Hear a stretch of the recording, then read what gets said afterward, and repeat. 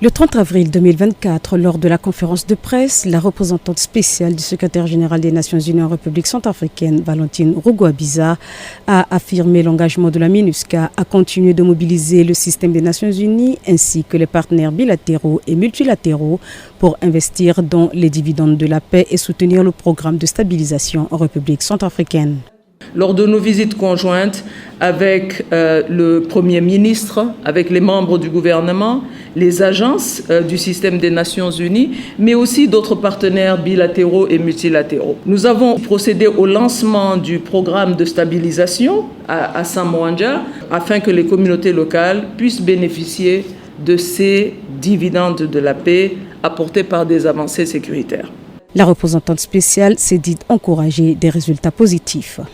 Un peu plus qu'un an après le lancement du programme de stabilisation en Centrafrique, par le fait que le pays ait pu mobiliser les ressources de plusieurs partenaires multilatéraux et bilatéraux. Le pays a pu mobiliser des ressources de la Corée du Sud, des ressources de la Banque africaine de développement.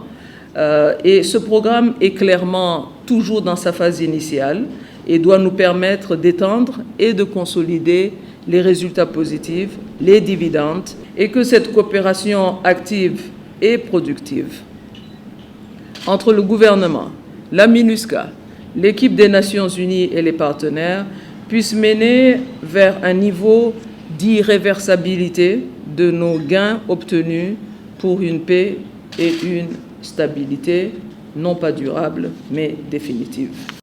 La représentante spéciale a également souligné la bonne coopération qui existe entre la MINUSCA et le gouvernement. Je tiens à souligner la qualité actuelle de nos relations avec les institutions centrafricaines, en particulier avec le président de la République et chef de l'État. Ce dialogue fructueux, mais qui est aussi constant, a été véritablement essentiel.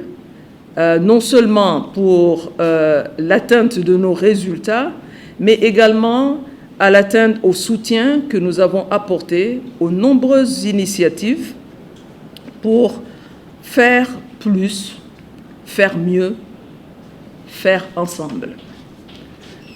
Pour la paix, la sécurité et une stabilité durable en Centrafrique. La chef de la MINUSCA a aussi précisé que la reconstruction des relations avec le gouvernement est un partenariat tourné vers les besoins des populations pour améliorer leur quotidien à travers des actions concrètes. Il reste beaucoup à faire. Cependant, les populations commencent à jouir des effets positifs induits par le redéploiement de l'administration des services de l'État, le redéploiement y compris des services sociaux de base, notamment par la mise en place des services sociaux de base.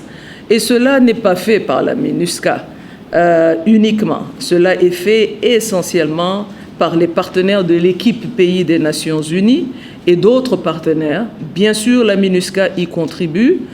La représentante spéciale a également énuméré différents investissements de la mission à Bangui et dans les préfectures, notamment la construction et de la réhabilitation d'infrastructures et bâtiments publics, ainsi que des ponts, des routes et les aérodromes pour améliorer l'accès et la mobilité. Sur le plan sécuritaire, la posture robuste et proactive de la force s'est notamment illustrée par plusieurs déploiements et interventions conjointes de protection Forces armées centrafricaines FACA, Forces de sécurité intérieure FSI, MINUSCA, en plus d'un cadre de coopération et de soutien accentué. À travers ces différentes actions opérationnelles et concrètes, la mission a contribué de manière tangible au soutien à l'extension de la présence et de l'autorité de l'État sur le territoire centrafricain. Quant à la revitalisation de la PPR à travers la feuille de route de Luanda, la représentante spéciale s'est félicitée de l'engagement renouvelé des acteurs nationaux et des partenaires de la RCIA, y compris ceux de la sous-région, ainsi que de l'appropriation nationale et la décentralisation en cours du processus politique mutualisé dans les préfectures.